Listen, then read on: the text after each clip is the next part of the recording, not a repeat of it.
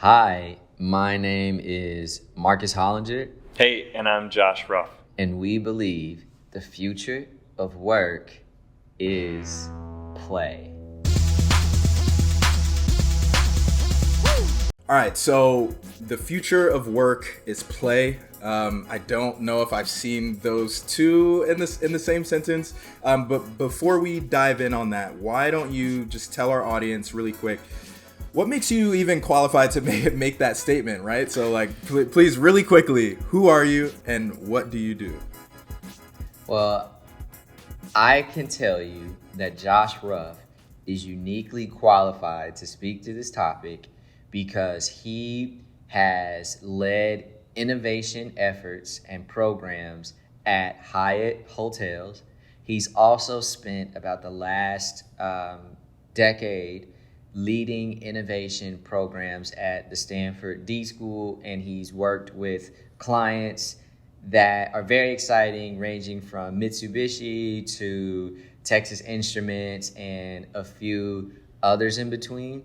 And when he's not doing that amazing innovation work, he is very creative in his own right as a practicing architect, where he's built out amazing creative spaces and home space for himself and his family.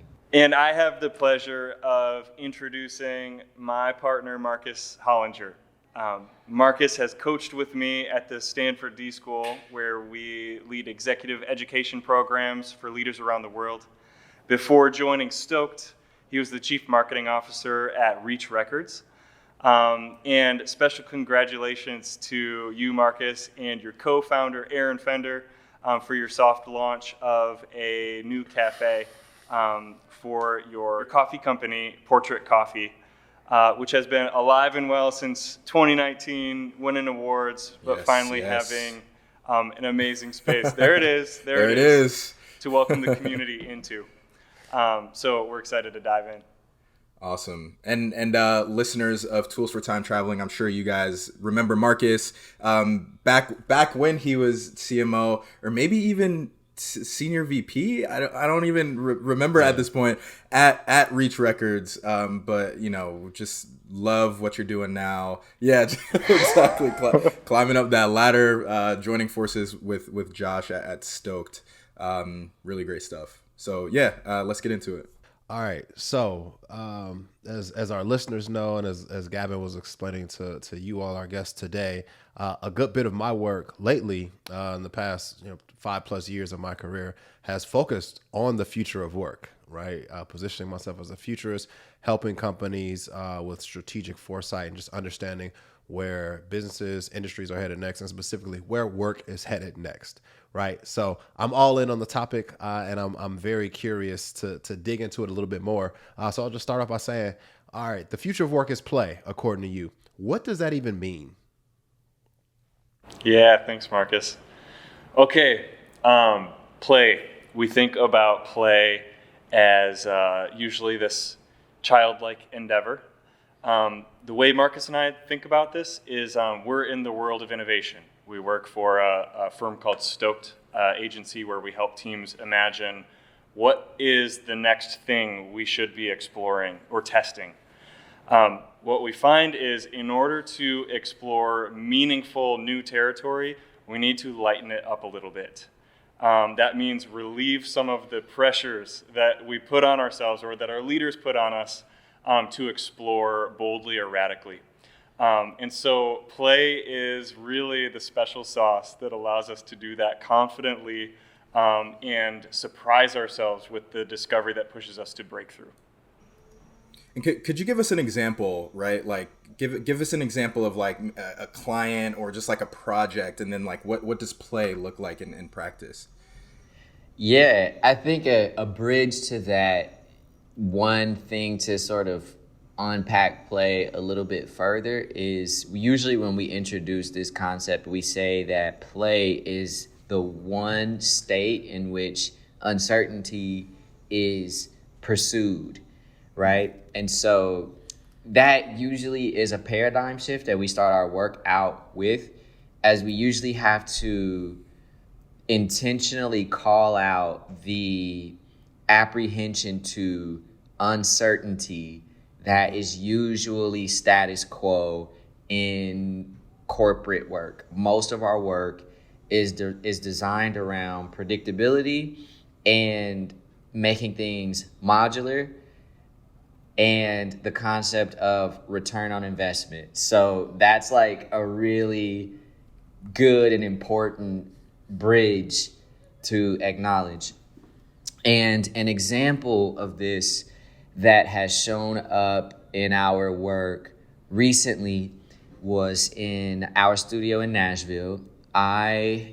We invited a group of executives from all over the world to come into our studios, and as a preparation activity before going out and listening to the real stories of end users and things of that nature, we had the group play a improv game.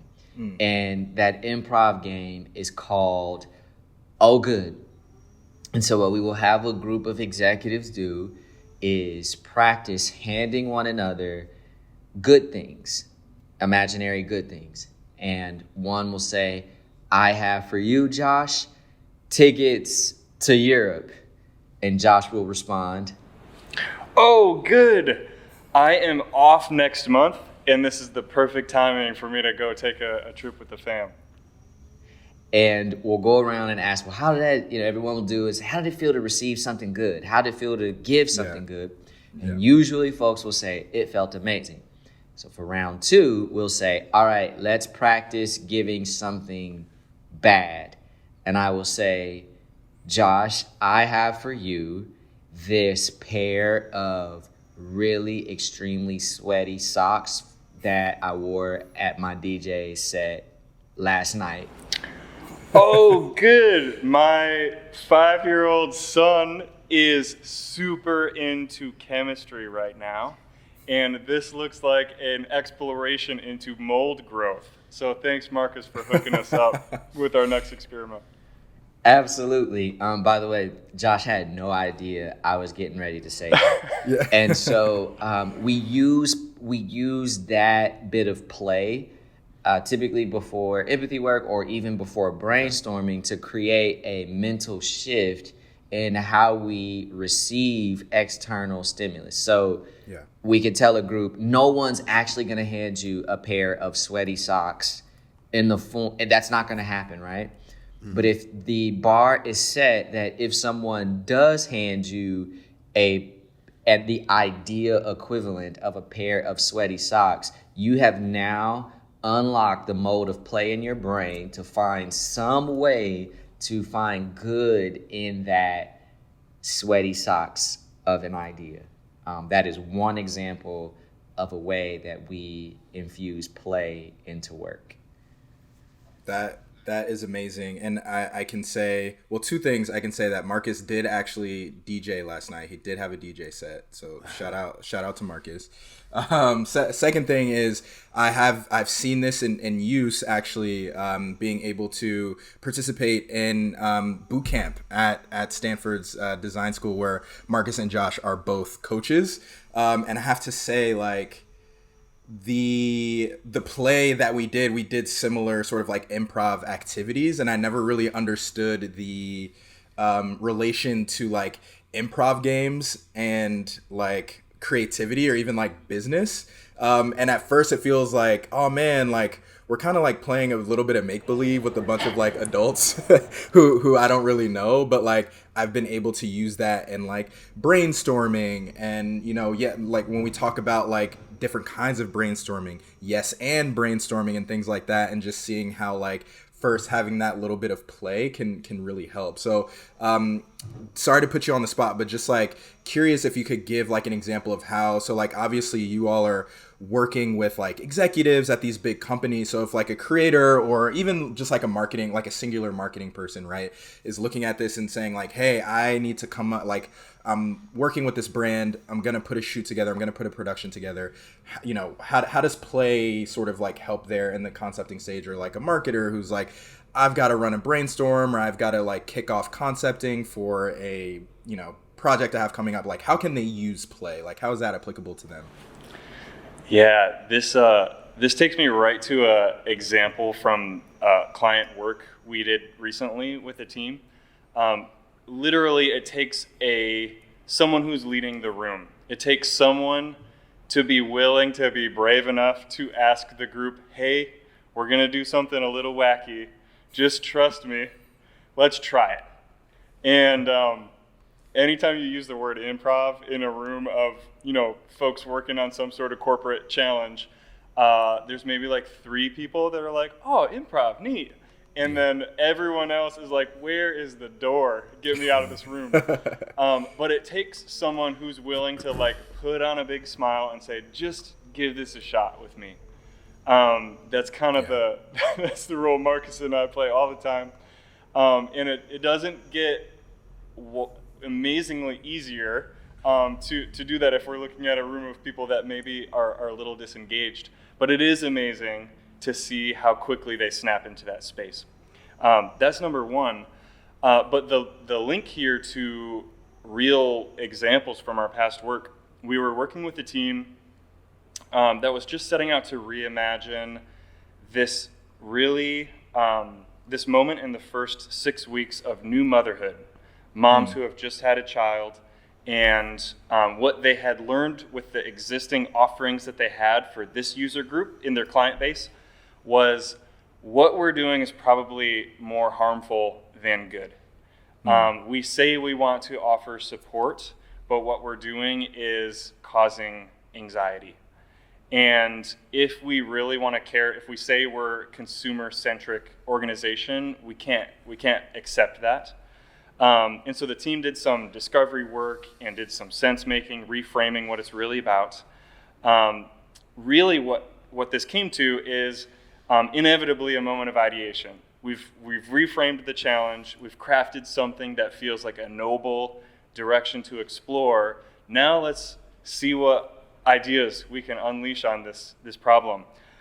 Someone in that group was brave enough to write on a Post-it note an umbrella, and it says, "Wow. Mary Poppins, new mother bag of tricks."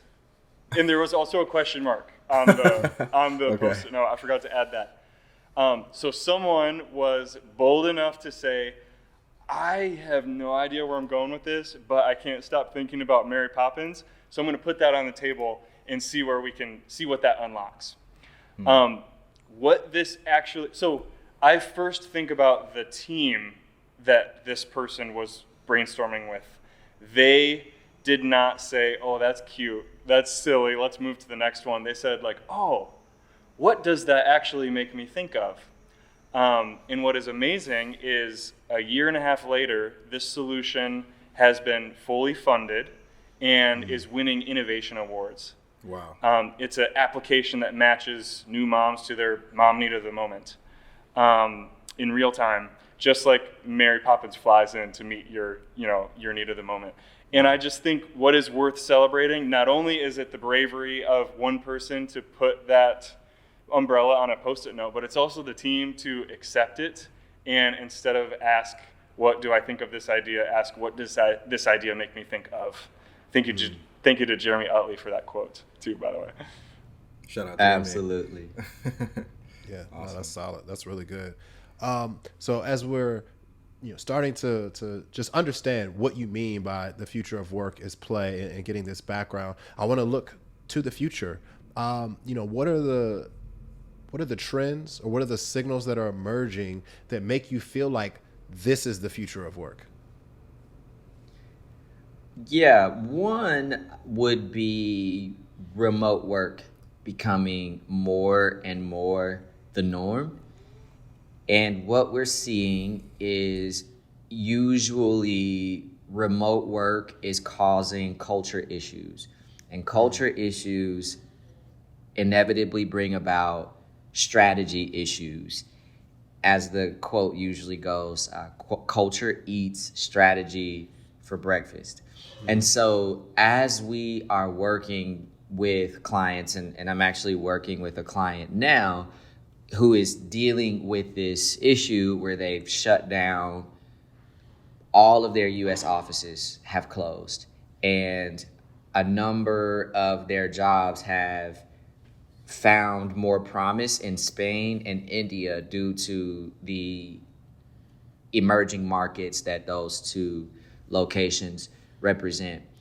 This is happening with more and more companies who are globalizing and are adapting to the market post-COVID reality.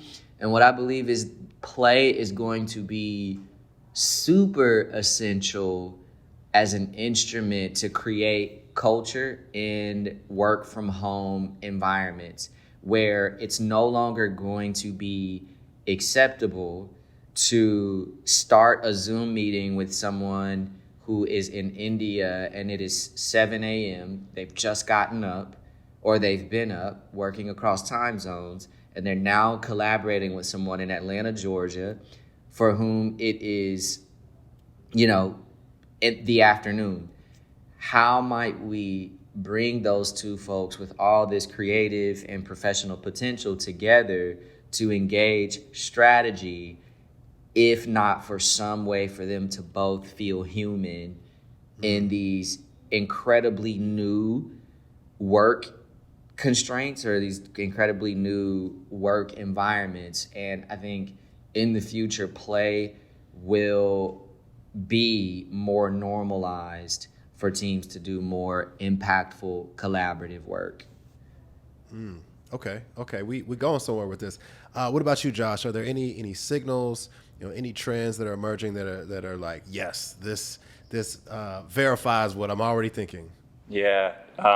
Two of them come to mind. Someone asked an awesome question to Marcus and I recently about, hey, you guys have been doing like this D-school coaching thing for a little while. Go back to the first year and compare, like, what trends do you see now versus 2015 when you started? That caused me to really think about what shifts do we see. And really the most consistent shift that I'm seeing personally is senior executives have made it an expectation of their leaders, of their team of leaders, to be creative. It is a part of the job description. However, so that's an awesome shift, is like, we know that this is incredible and an amazing asset. There's also IBM put out a survey to 1,500 CEOs around the world asking what's the most important behavior in a leader. Unanimous, the response was creativity. So CEOs know this and they're sharing this. However, it's not often nurtured or incentivized. And when we think about where the opportunity for change is, the signal is we're asking for it, but we're not incentivizing it and we're not nurturing that skill set. That's where the opportunity is. I got inspiration recently from the CEO of Google's Moonshot Factory. His name's Astro Keller. He said, I've trained myself. Is that his real name? That's his real name. Yeah. Wow. And during this interview, he had rollerblades on. So it kind of it just fits. Yeah.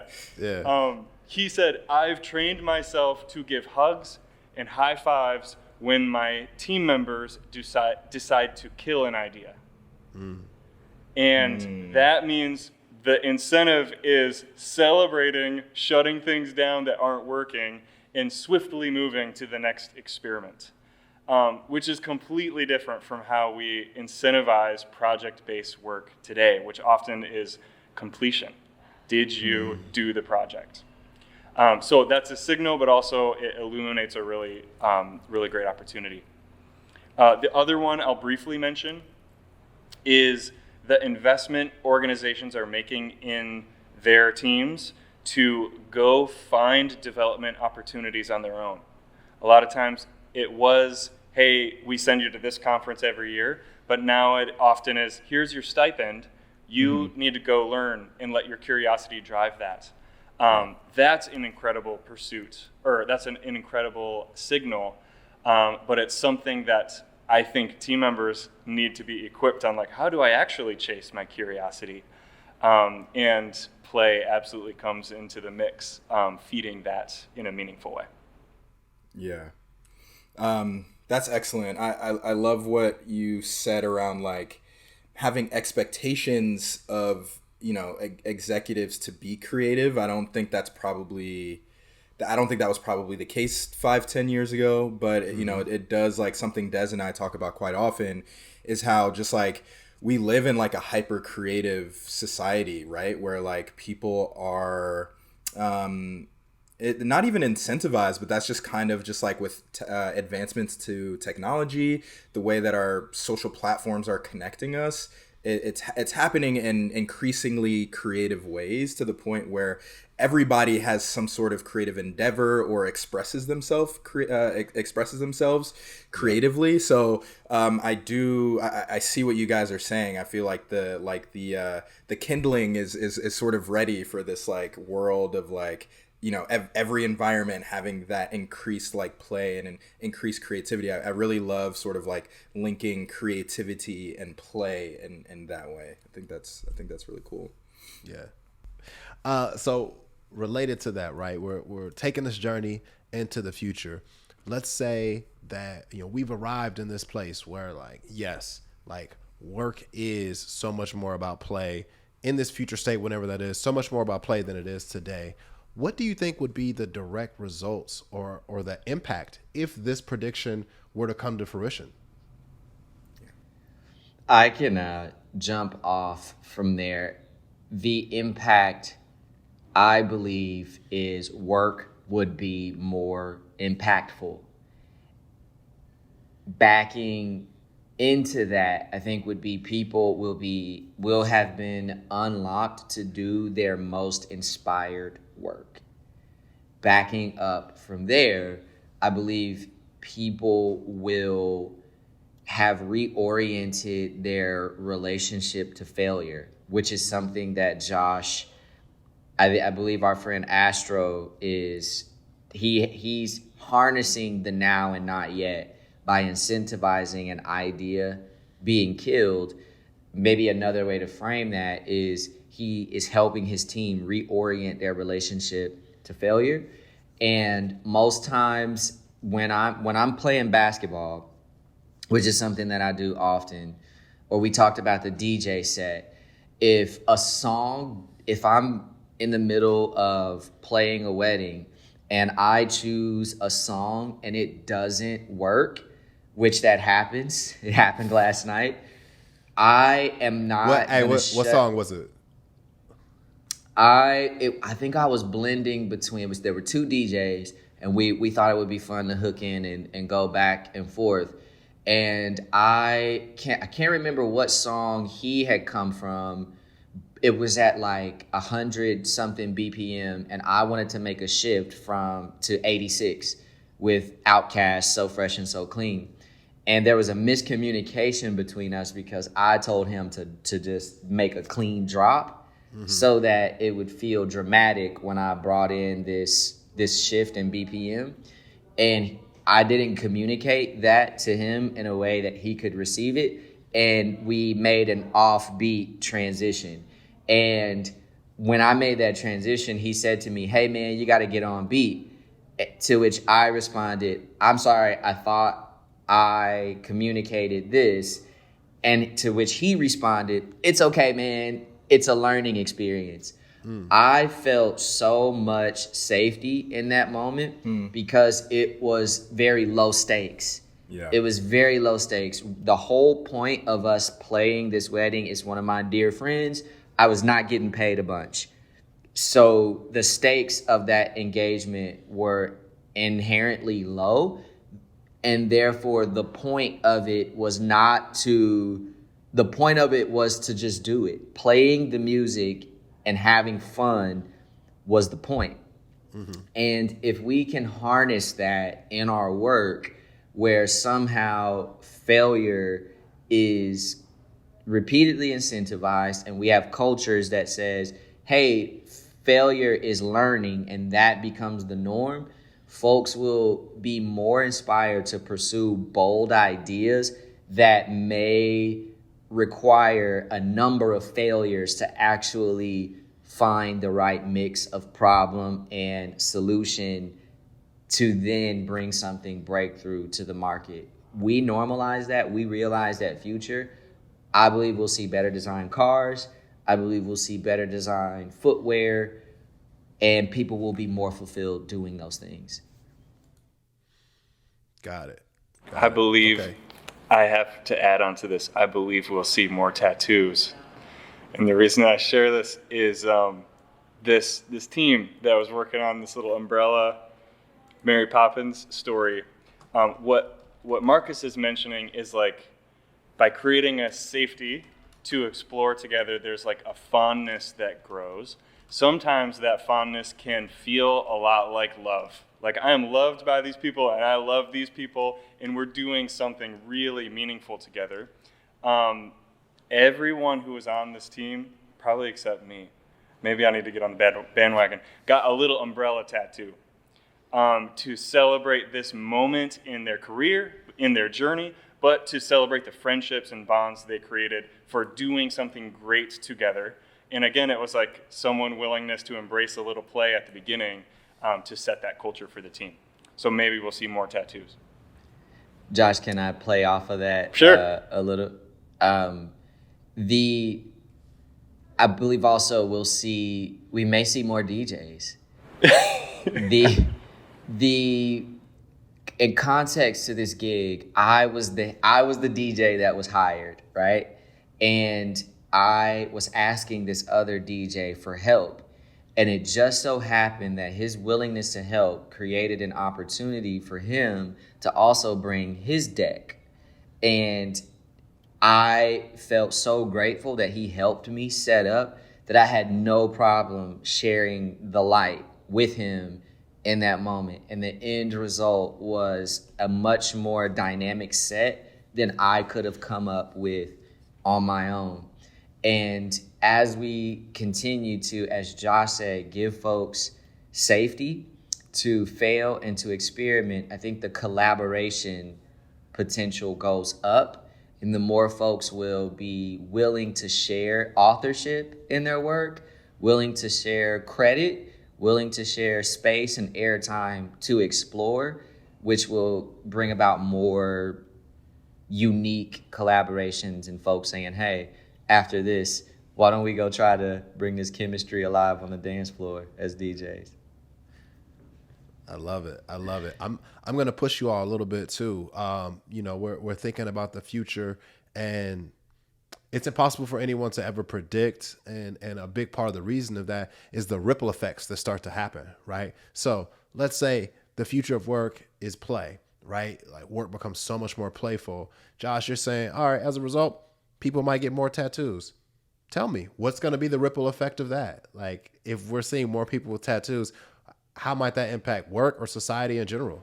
Man, the one thing I keep revisiting is when we think about the future of work, we have to acknowledge when we are on creative pursuits or endeavors, we often think about a few different spaces of innovation. One we think of as exploit, and that is like taking what we already do and almost squeezing it like a sponge to make it more efficient, more effective, better user experience. Explore is the space where we're kind of navigating uncharted territory. And we're doing that in a way where we're saying, hey, there's opportunity out here that we are not experts in, but we know that we're going to get passed by all of the competition if we're not willing to dedicate resources to explore well. In order to do that, the future of work requires more downtime.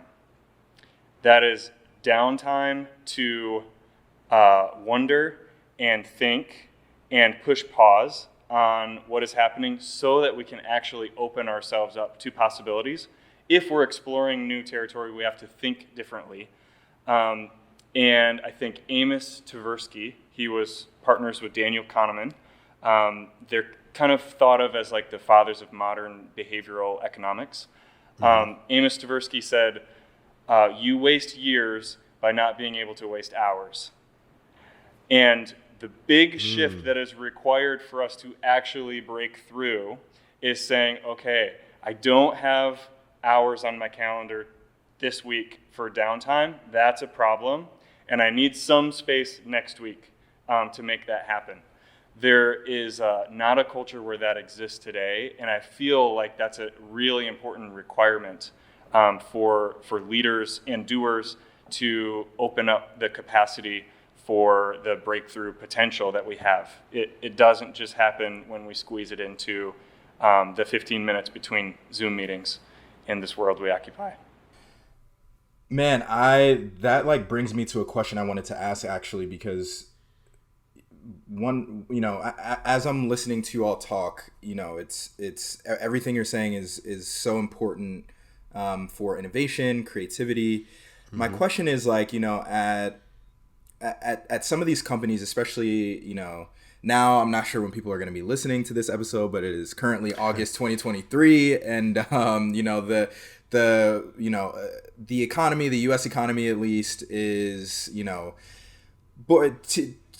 sort of like close to recession maybe happening, and so a lot of people, I think, are sort of like tightening across the board budgets, headcount. They're trying to sort of like you were saying, exploit, right? They're trying to squeeze out as much as much value as they can for the least amount of resources. So a question that I have is, like, what will, and not only, in times where the economy is not necessarily where it needs to be, but just like seeing where we are now, what are the cultural developments and shifts that will need to happen in order for your prediction to come to fruition? That's a good one. I would almost maybe take a little bit of liberty in reframing the question to answer it. I think the cultural shifts that will have to happen are going to be the ones that have been happening. We will always go back and forth between times of prosperity and times of, let's call it, turbulence. And what we've noticed is when companies are hitting their revenue goals and the profit margins are there, they are more likely to invest in exploratory work. The momentum is up. The wins are creating momentum for more wins. And there goes the investment, there goes the excitement.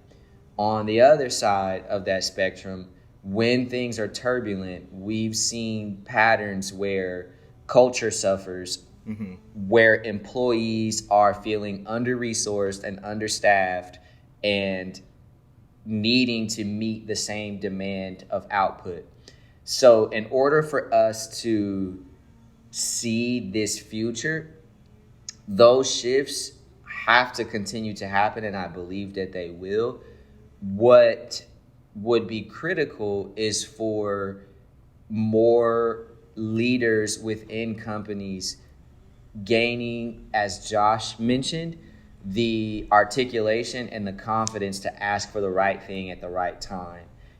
And a lot of that is, hey, we're crunched, resources are tight because the market is tight. What we need is creativity. What we need is people who are willing to stand up with a Post-it note, with an umbrella, and reference Mary Poppins in order to help us get through a breakthrough. Things are tight. Everyone's stressed. Everyone's feeling overworked. What we need are people who have ideas on how to make a Zoom meeting feel more human. Those types of behavioral shifts within the inevitable market shifts, I believe, will help us get there. Yeah. It's almost like we need creativity to be like an OKR or like a key result or something like within these companies as something like, we can start it when things are good, right? If that helps us, but like that needs to be something that, somehow affects the bottom line or at least what we consider success at a company. And that reminds me of a story from our friend, and Josh, I see you're beaming. I'm curious if you're going down this rabbit trail as well. Our good friend Jeremy Utley and Perry Claiborne wrote a book, Idea Flow, And I'll be really quick with this because I just got to know what lit Josh's eyes up. They talk about a qualitative measurement that is also quantitative, and it's idea flow. And what they recommend is that leaders start to measure or even consider measuring at any given time what is the creative quality of our team or of our organization represented by the quantity of ideas that folks can come up with in a short amount of time. Yeah. That is a behavioral shift and tool that I believe will unlock this future. But Josh, I gotta know, man, what lit you up? I have to say that you're hitting all of it. So it's less of a, it's like a drum roll to say like, you nailed it, buddy. Essentially, I have a little picture of a dial here, and that is like senior leaders determining based on market forces, based on their performance and bottom line, turning the dial between like how much resourcing are we investing in exploit and how much are we investing in explore. Yeah. And I keep coming back to large organizations I've either been part of or been coaching or leading teams through. They're asked to do both always. And to just know when should I be doing this and have the freedom to do that brilliantly well feels like a recipe that's going to help us get to that shift really well. Yeah, absolutely. This is, I didn't know where we were going to go in this conversation, to be honest with you, but man, it's unlocked so many ideas and just fresh thinking and insights. So I'm definitely appreciative of that, and hopefully our audience is as well. So moving along with this premise, with this concept, let's say we're living in the future and this has come to fruition, right? These things happen. The future of work is play. Play is very ingrained in the way we work and all these other things that we're discussing. Like, it's come to pass, right? What does work then look like? Like, what's the pathway of getting there, right? What does work look like maybe in 3 years or 7 years or a decade? Like, how far out is this shift that you think?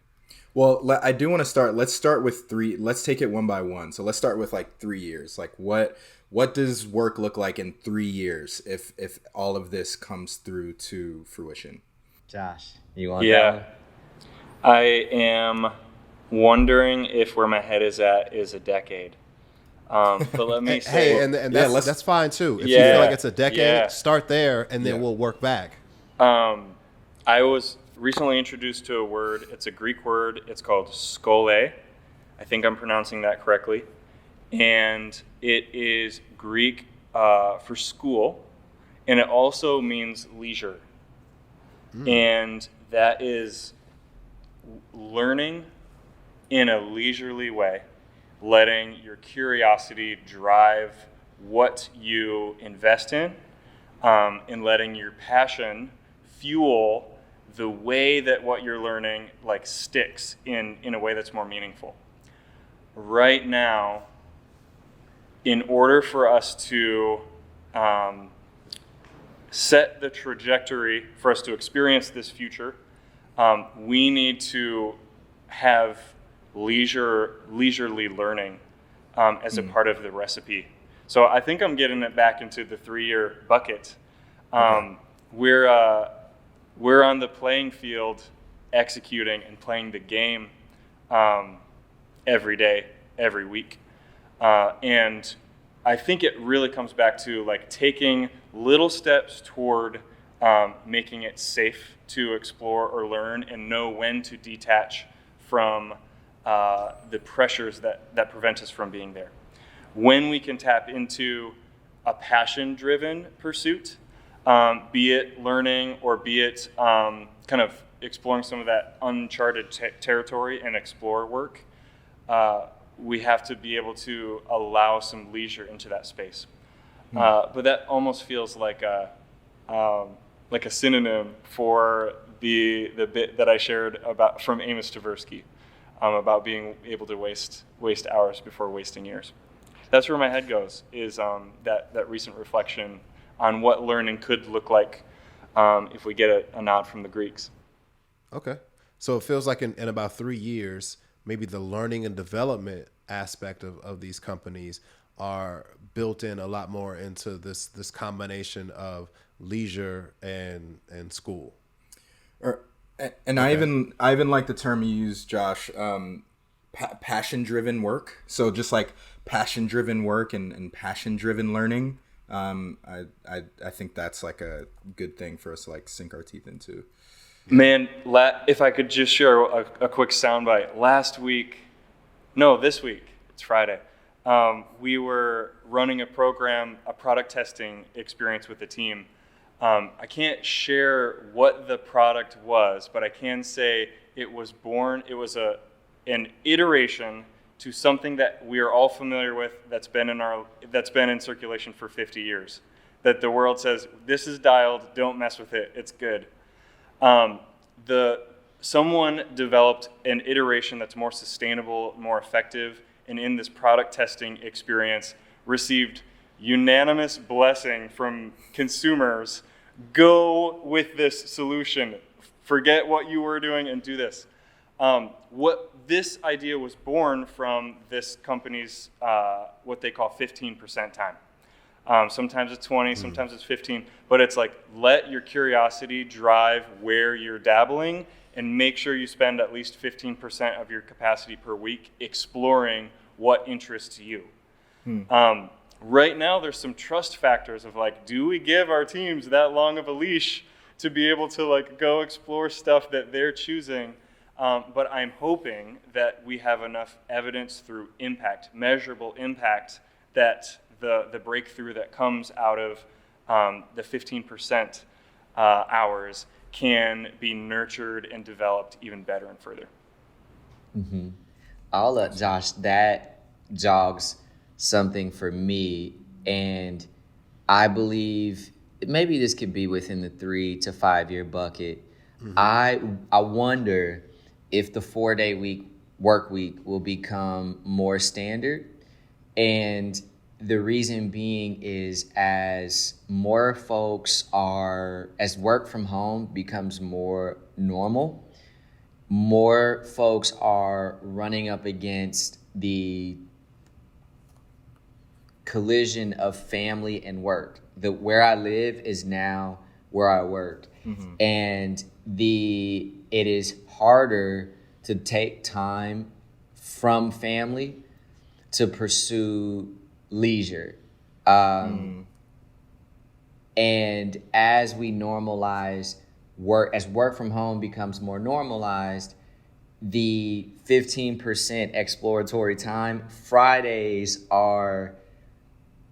represent a strategic opportunity where most folks are already kind of, it's expected that you send an email on Friday, you're not going to hear a response till Monday. It's expected that you're not going to start. This is anecdotal, but most of us don't start big projects on Fridays. Well, I wonder if more companies will encourage the Friday day to become more useful by designating it as the day to do your exploratory play. And I have a quick story.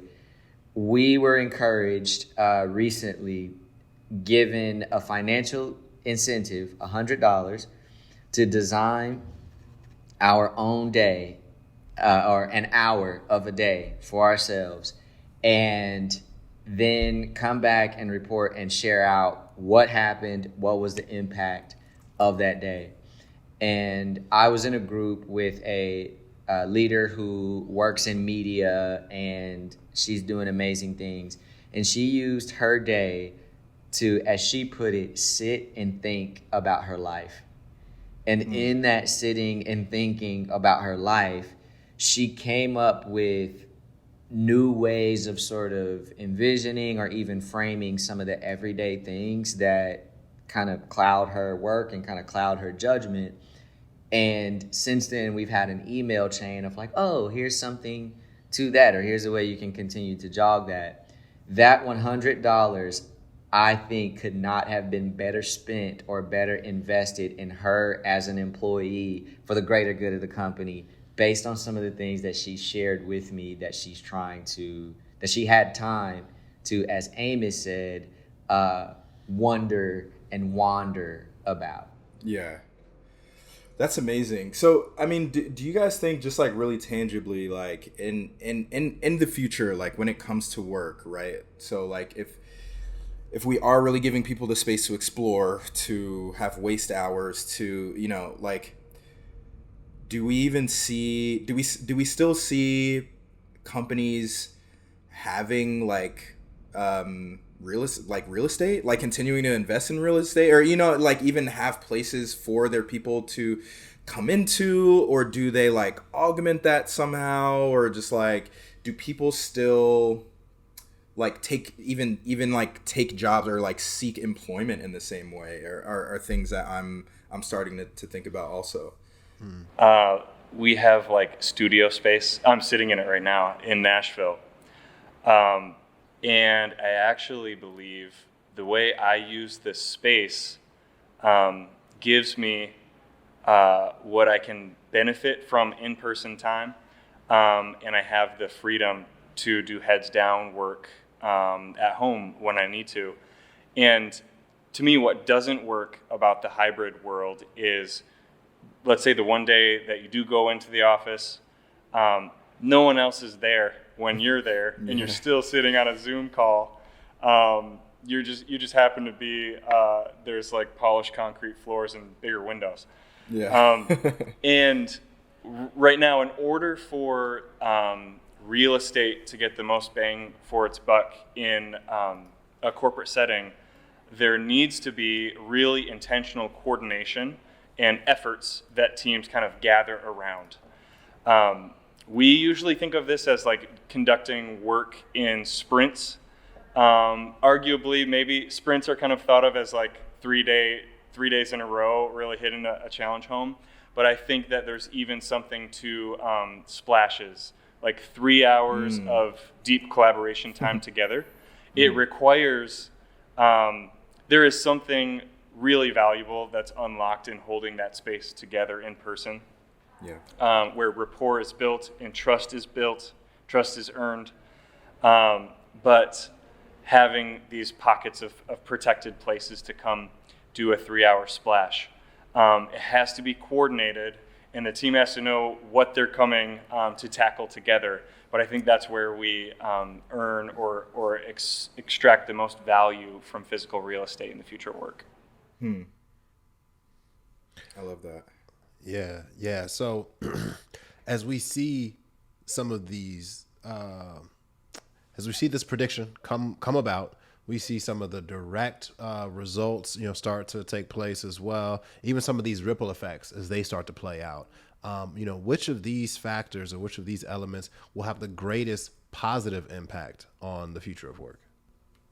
That's dense. That's a big question.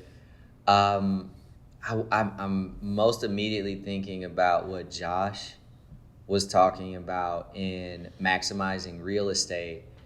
And I believe one big thing, and maybe it's the biggest because it is industry agnostic, I believe we will see a resurgence in hospitality as more workers are starting to think. We witnessed this with a group of leaders where there were team members. One team member had flown 30 hours from India to be in our studio in Nashville. Another teammate had flown in from Argentina, and the Argentine teammate showed up with these delicious white chocolates from Argentina to give to the American and Indian teammates. And that type of thing, when we're used to seeing folks every day, our instinct to be hospitable starts to drop. As the old adage says, familiarity breeds contempt.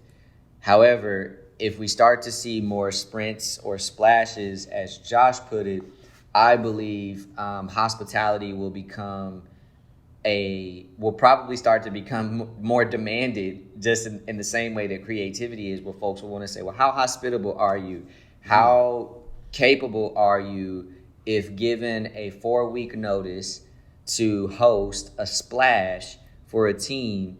How capable are you to engage a hospitality mindset to make that travel worth it for that group of people who have potentially flown 30 or in some cases, 10 hours to get to this working session? So I could see hospitality being a huge positive from the shift. I love that. I love that. And it's frankly one of those things. It's kind of an Americanized experience, that lack of hospitality. So maybe having your coworkers flying in from other countries, it does bring that in, that hospitable nature. Building on this question, I'll direct this one to you, Josh. Let's look at the opposite, right? These things come to fruition. Everything we're talking about starts to come to pass. What might be some of the negative impacts that we have to contend with, or the challenges that emerge from this type of future? You have to earn the trust to carve out the space to explore new.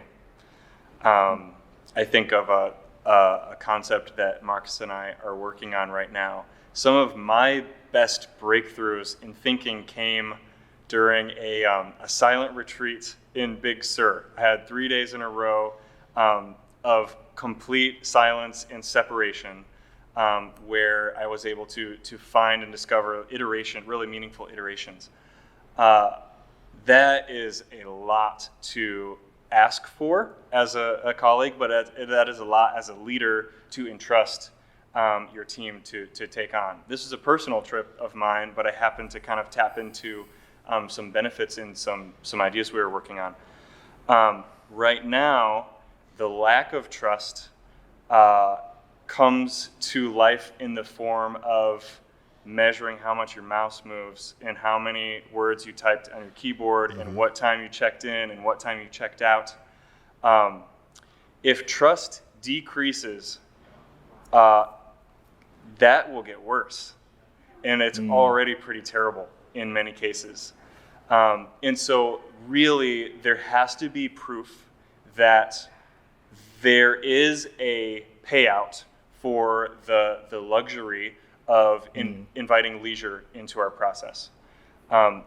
There was some sound bites you kind of captured in some pre-work as we're thinking about this topic.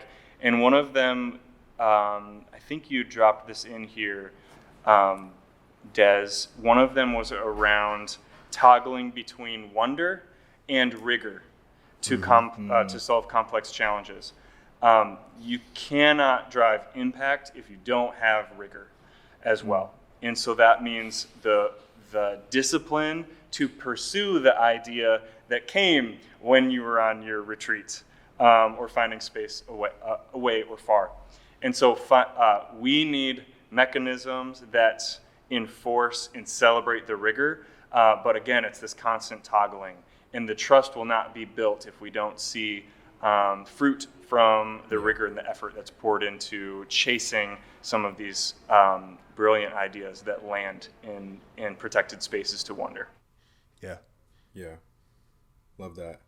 Okay, cool. So I think we've sort of like been detailing what this future could be. So if the future of work is play, then we could potentially, like, in the more near future, right, see passion-driven work, passion-driven learning, which could potentially further along in the future see these companies allowing almost like more flexible means of work, more flexible spaces for work, allowing for these splashes, we'll say, maybe instead of these long sprints or times with people being in the same rooms for like prolonged periods of time.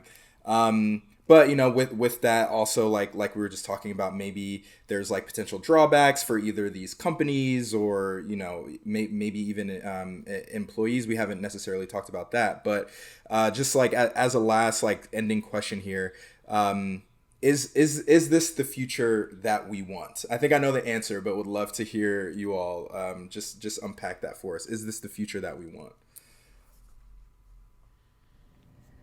I am inclined to say yes, because on the other side of that future, there is another future that is possible.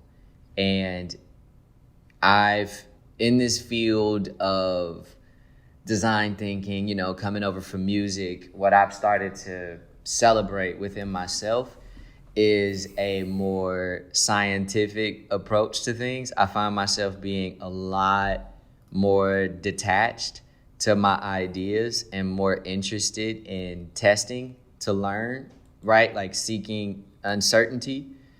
And I am inclined to say, yes, we want this future, not as a means to itself, but as a way to discover what lies beyond that. If the future of work is play, what then is the future of play? I don't think we can answer that question if we can't first experience the future of work being play. We have a quote that Marcus and I often reference in our work with clients. It comes to us from Dr. Bo Lotto. He's a professor of neuroscience at University of London. He says, play celebrates uncertainty, encourages diversity, opens up possibility, inspires cooperation, and is intrinsically motivated. And man, that's quite a recipe for breakthrough. And we just have to figure out how to harness it on the right problems, the most meaningful problems. There's one more note on selecting or landing on a noble problem. There's one more quote that comes to us from Rory Sutherland.